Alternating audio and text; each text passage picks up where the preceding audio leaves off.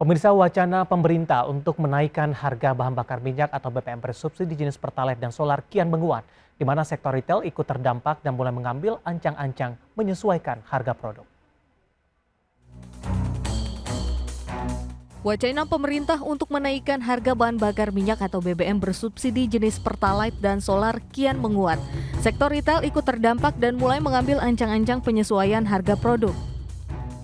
Ketua Umum Asosiasi Pengusaha Retail Indonesia atau APRindo Roy Nicholas Mande menjelaskan, sektor retail terdampak apabila wacana harga BBM bersubsidi naik.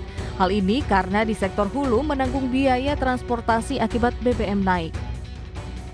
Adapun APRindo mengimbau agar masyarakat tetap menyikapi dengan tenang adanya wacana kenaikan harga BBM. Diharapkan tidak ada aktivitas berbelanja secara berlebihan agar menghindari adanya kelangkaan produk yang pada akhirnya akan memberatkan harga retail. Untuk itu, APRindo menilai perlu adanya bantalan yang diberikan bagi masyarakat terutama kaum menengah dan marginal supaya daya beli masyarakat tetap terjaga, seperti memberikan subsidi dana desa ataupun bantuan langsung tunai atau BLT. Sebab rendahnya daya beli akan mengurangi konsumsi retail yang menjadi penyumbang utama PDB Indonesia lebih dari 50%. Tim Liputan IDX Channel. Terima kasih untuk Anda yang masih bergabung bersama kami dan untuk membahas tema menarik kita hari ini, BBM subsidi naik, pengusaha retail bersiap melakukan efisiensi. Sudah tersambung melalui Zoom bersama dengan Ketua Umum Asosiasi Pengusaha Retail Indonesia APRindo, ada Bapak Roy Nicholas Mande. Kita akan langsung sapa saja. Pak Roy, selamat pagi, apa kabar Pak? Selamat pagi Pak Devi, salam sehat. Terima kasih Tetap Pak Roy. Semangat. Ya, terima kasih Pak Roy sudah meluangkan waktu di IDX Channel. Ini terkait dengan rencana kenaikan harga BBM bersubsidi ini Pak Roy. Inflasi tinggi, kemudian ditakutkan nanti juga daya beli masyarakat akan mengalami penurunan. Meskipun pemerintah ini sudah menyiapkan beberapa bantuan-bantuan dan stimulus kepada masyarakat. Tapi sebelum kita membahas terkait hal tersebut, kita juga ingin tahu Pak Roy bagaimana perkembangan industri retail di tengah pemulihan ekonomi.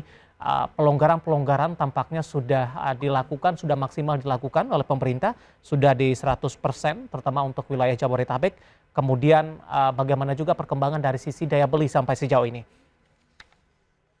Ya, situasi sekarang tentunya kita tahu bahwa yang utama di retail terhambat adalah karena pandemi, dan pandemi itu menyebabkan mobilitas berkurang, dan mobilitas berkurang berarti kunjungan ke retail turun, transaksi di retail juga turun, basket size yang dibelanjakan juga tentunya turun. Tapi ketika mobilitas sudah longgar, kita sudah menuju ke endemi, maka berkebalikan, mobilitas meningkat, otomatis kunjungan ke sektor industri atau sektor retail itu juga meningkat, pembelanjaannya juga meningkat, dan konsumsinya relevan tentunya meningkat. Nah, kondisi seperti itu kita alami di kuartal kedua, khususnya di tahun ini.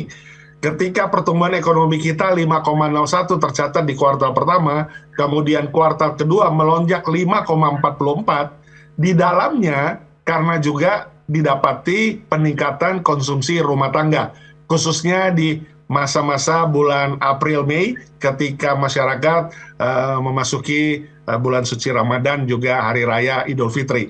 Kita lihat lonjakannya signifikan. Dan itu tentunya langsung berkorelasi dengan sektor retail, karena konsumsi mereka lakukan hanya dua tempat, satu di pasar retail modern dan yang kedua di pasar tradisional atau pasar rakyat. Nah, tetapi kita tahu bahwa kuartal kedua sekarang sudah lewat dan sudah sekarang kita menginjak di kuartal ketiga, ya, ketika kita memulai bulan Juli kemarin. Nah, kuartal ketiga tentunya ini kita belum selesai satu kuartal ini atau kuartal ketiga ini, tetapi kita melihat satu fenomena bahwa suasana atau situasi setelah perubahan atau peningkatan yang signifikan di kuartal kedua, ya kita lihat pertumbuhan retail kita menghitung selama semester pertama itu bisa sekitar 15-20%. Ya, di saat memang ya itu tadi penjelasannya, mobilitas sudah baik, pandemik sudah baik menuju endemi, dan kita lihat hasilnya cukup baik di pertumbuhan ekonomi. Tapi ketika masuk kuartal ketiga mulai bergulir adanya ya informasi, bahkan juga pembicaraan, keterbukaan informasi kepada publik mengenai subsidi yang harus dikurangi sehingga BBM akan naik. Subsidi kepada energi, subsidi ini dikurangi, otomatis BBM-nya yang selama ini disubsidi akan naik. Nah, ini memang ya kita syukuri ya, kita apresiasi pemerintah coba mengatur sedemikian rupa ya. Sudah kita tahu awal minggu ini sudah digelontorkan hampir sekitar 2,47 triliun kalau tidak salah itu, kemudian ya ternyata hari ini belum naik ya, per 1 September masih coba diredam, artinya subsidinya masih berkelanjutan dan ya kita belum tahu sampai kapan. Tetapi yang terjadi di retail tentunya kita ketahui ya sekarang ya sudah mulai ya ada sedikit perubahan-perubahan walaupun tidak signifikan. Kita berusaha masih menggunakan ketersediaan barang kita atau yang sudah ada di distribution center kita untuk menjaga kestabilan harga. Karena kita sangat tergantung dengan harga dari produsen atau distributor. Ketika mereka belum menaikkan, maka kita juga nggak akan naikkan. Pak Roy, seperti itu. Perubahan-perubahan seperti apa yang sudah mulai terjadi, terutama tadi dari informasi yang sudah kita sampaikan di sektor hulu ini, Pak Roy? Ya, di sektor hulu saat ini, menurut informasi yang kami dapatkan, bahwa tidak semuanya langsung serta-merta berubah, ya. Kecuali yang memang masih berfluktuasi itu adalah kebutuhan pokok, karena itu sangat tergantung dengan situasi cuaca. Kemudian situasi kalau contoh seperti telur, itu situasi karena pakannya yang juga agak signifikan naik. Kemudian juga beberapa yang harus import bahan baku dan bahan penolong. Tetapi secara umum di sektor produsen atau sektor hulu belum melakukan perubahan atau eskalasi harga. Otomatis di kami pun tidak akan melakukannya. Ya, kecuali tadi poin-poin yang berkaitan dengan bahan pokok, karena bahan pokok ini kan barang yang memang volatile dan sangat tergantung dengan berbagai macam hal. Nah, itu yang sedikit ada perubahan-perubahan, eskalasi naik maupun turun. Tapi kalau yang lain hampir bisa dikatakan 95% lebih itu barang-barang masih stabil karena kami tidak mendapat perubahan kenaikan yang kita harapkan tidak terjadi ya, tentunya dari produsen atau dari sektor hulu, dan kami cukup untuk ketersediaan barang di distribution center kami. Oke, Pak Roy, terkait dengan skenario rencana kenaikan harga BBM ini, ketika memang kondisi ini terjadi, mempengaruhi dari sisi biaya operasional tidak, Pak? Yang muaranya lagi-lagi nanti ke posisi harga dan memberatkan bagi masyarakat, Pak Roy. Ya, khusus untuk berbicara mengenai subsidi BBM yang diturunkan sehingga BBM-nya naik atau BBM subsidinya naik, pasti akan berhubungan dengan biaya distribusi atau biaya logistik. Jadi biaya distribusi atau logistik ini atau transportasi kita sering sebut seperti itu pasti akan berubah ya. Nah, pasti dengan perubahan itu akan berkorelasi dengan harga barang, karena barang itu kan harus berpindah dari produsen ke retail. Jadi ada transportasi. Nah, ketika sudah memang ditetapkan pemerintah, karena sekarang ini hari ini ya kita apresiasi ya belum ada penetapan perubahan ya, malah informasi ada penurunan untuk beberapa bahan bakar yang bukan subsidi. Jadi kondisinya pasti nggak ada perubahan. Tetapi ketika ada perubahan, maka transportasi akan meningkat. Tetapi di kita masih bisa tentunya berusaha untuk tidak langsung serta-merta otomatis naik. Karena apa? Karena kita pasti masih menggunakan barang-barang yang sudah ada di distribution center. Buffer stock kita itu cukup biasanya 1 kuartal. Nah, nanti setelah kuartal berikutnya, setelah ada perubahan kenaikan biaya transportasi, maka di situ biasanya baru ada eskalasi lagi. Jadi dalam 1 kuartal ke depan ketika kenaikan itu pasti harga masih relatif stabil, tapi kuartal berikutnya ketika kenaikan itu sudah terjadi, maka pasti akan ada adjustment. Adjustment itu terjadi tentunya karena biaya transportasi dan juga biaya produksinya. Karena biaya produksi kembali lagi, pasti mereka juga akan menghitung ulang. Produksi itu kan barang bakunya, bahan bakunya atau bahan penolongnya tidak serta-merta datang tanpa transportasi. Jadi di produksi juga pasti membutuhkan transportasi untuk membawa bahan baku penolong untuk memproduksi. Nah, di situ ketika sudah ada perubahan, ditambah dengan transportasi dari produsen ke hilir juga ada perubahan, 3 bulan atau 1 kuartal kemudian baru nanti akan ada eskalasi baru.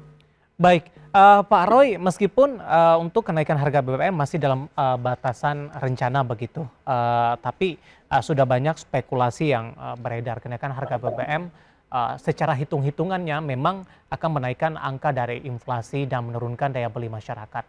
Ini bagaimana Betul. sektor retail menanggapi kondisi ini? Kalau kita tahu posisinya sekarang kan kita masih dalam pemulihan ini Pak Roy, secara bertahap daya beli sudah mulai mengalami peningkatan. Di sisi lain pemerintah Ya, coba mengimbangi dengan memberikan ya. bantuan atau stimulus kepada masyarakat. Apakah ini cukup berimbang nantinya atau memang dari sisi daya beli pemulihannya agak sedikit tersendat nanti Pak Roy?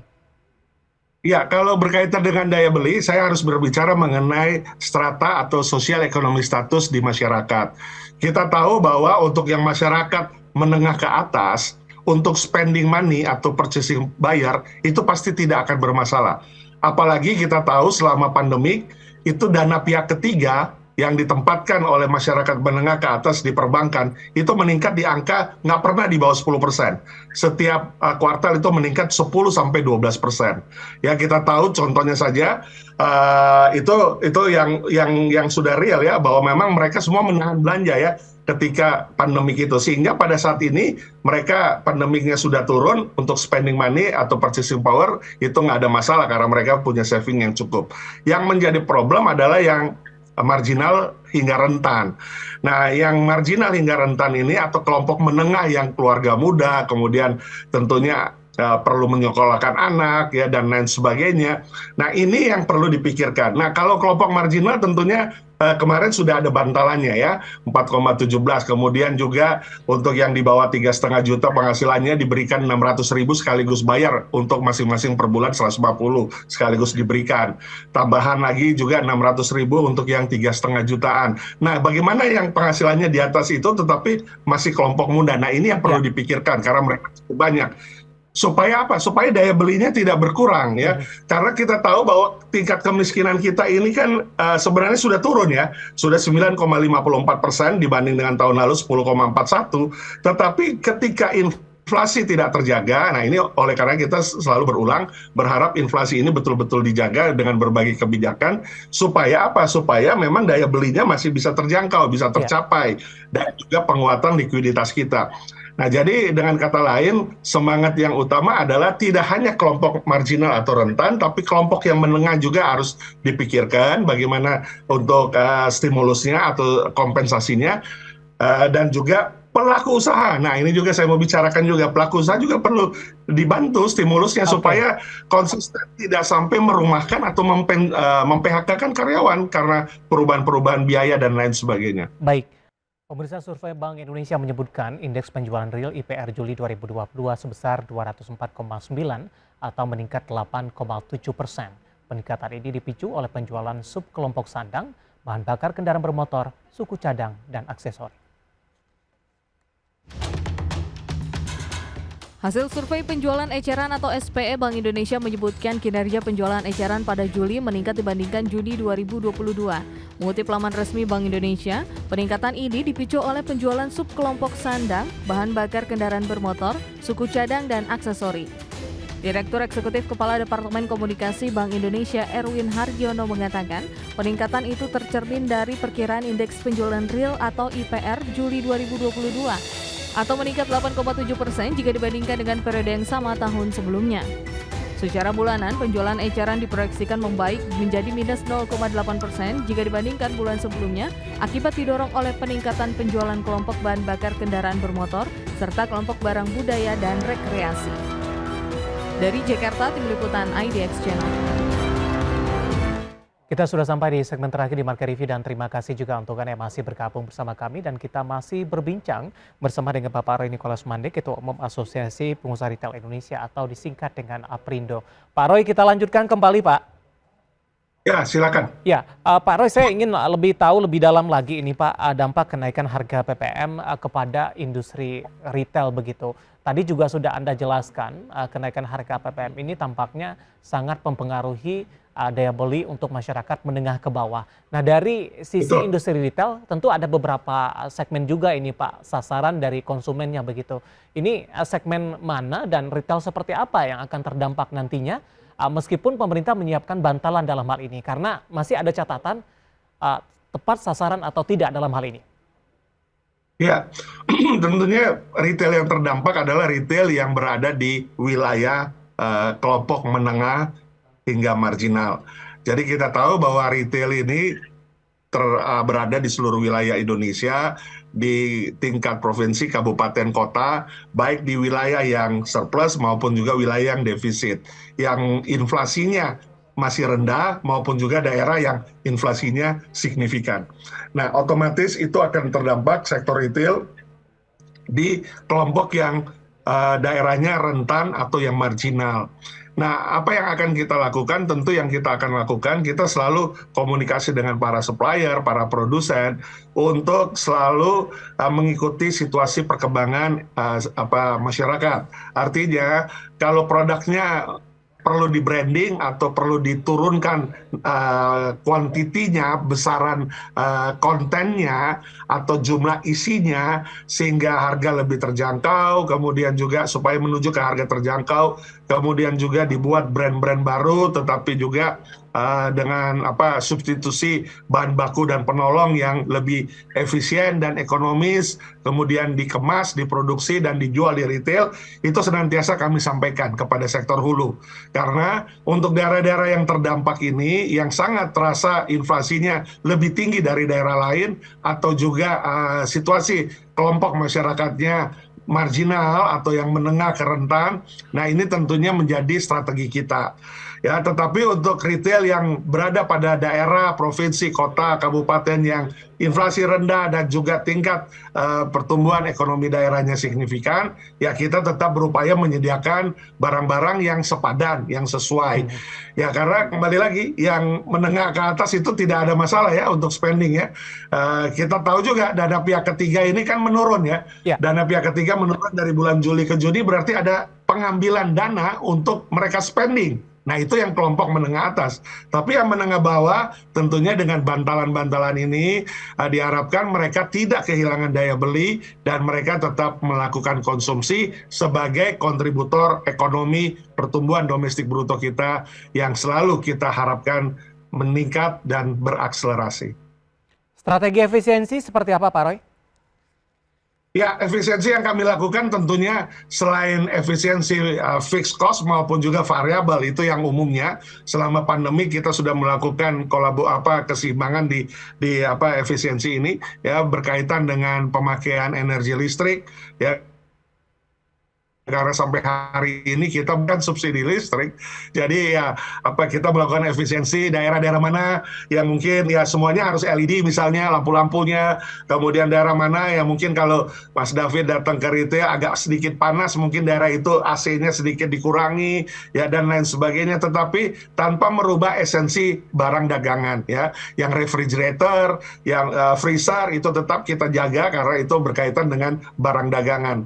Tapi untuk efisiensi yang berkaitan dengan energi kita lakukan, efisiensi juga terhadap ya tentunya perkembangan kita ya, ekspansi kita. Karena ekspansi pasti membutuhkan capital. Nah, pada saat kita harus lakukan efisiensi berarti kita cukup berusaha untuk mengatur ya bagaimana supaya ekspansi tapi hanya yang paling priority saja ya, yang katakanlah yang melebihi daripada atau yang harapan-harapan yang jauh lebih besar mungkin harus direm dulu ya, karena kita harus efisiensi. Nah, itu hal-hal yang tentu kita sudah pasti lakukan. Tapi kembali lagi kami tetap berharap efisiensi yang kita lakukan tidak akan berarti ketika tidak akan signifikan, maksud saya ketika tidak ada stimulus yang berkelanjutan.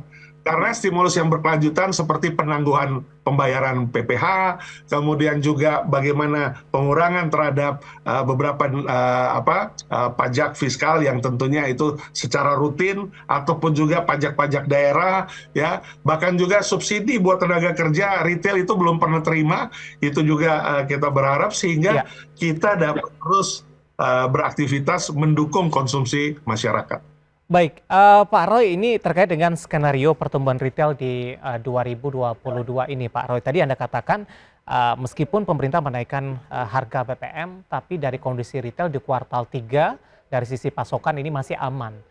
kenaikan harga diusahakan tidak akan terjadi. Tapi belum tentu Ya, kondisinya di kuartal 4 akan seperti apa. Nah, kita tahu di berikutnya. kuartal 4 momentum tahunan juga ada ini Pak, Natal dan Tahun Baru. Ini bagaimana?